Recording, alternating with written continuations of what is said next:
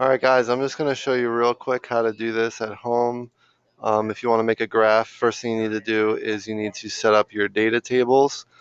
Make sure you have your x-axis to the left and your y-axis to the right.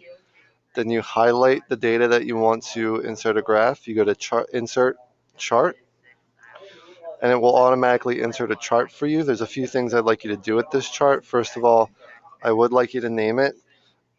This is bubble graph position, or bubble lab position over time.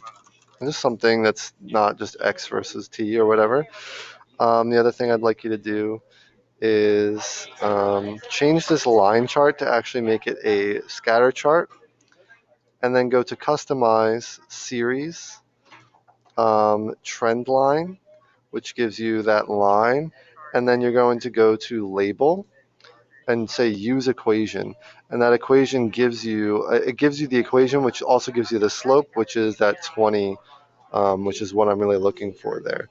So this gives you enough information for you to actually finish what you need to do.